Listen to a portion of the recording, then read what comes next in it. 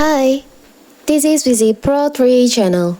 In today's video, I will show you how to change your lock screen timeout. Before we get started, don't forget to subscribe and turn on the notification to keep you updated about this channel. So, let's go. Changing your device Android screen timeout should be an easy task, but sometimes the setting for it isn't easy to find. The good news is that you can set the Android screen timeout to a few seconds, minutes, or even disable it completely, which is often required for industrial devices.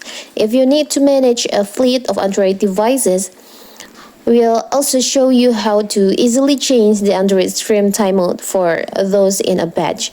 In this video, I will show you how to do it. So simple. So first of all, you can go to your settings on your phone. Here's I'm using Show Me Phone. Now you can scroll down. You'll find there is an option Lock Screen. You can tap on that. And you'll find option Lock Screen Settings, Sleep, or for timeout. You can tap on that. My screen lock automatically after 2 minutes. But you can change if you want to change it faster. You can choose 50 seconds. So after 50 seconds, your screen will be locked. And if you want it more longer, you can choose on 10 minutes. So after 10 minutes, your lock screen will be sleep or your screen will be locked.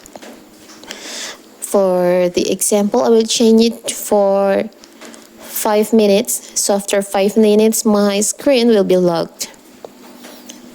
So here you can change your timeout screen on your phone. Not only on Show Me Phone, you can also do it on your other brand of your phone. You can find that settings on lock screen settings. So that is how to change lock screen timeout on your Android phone. Don't forget to like and subscribe and turn on the notification to keep you updated about this channel. Thank you and see you.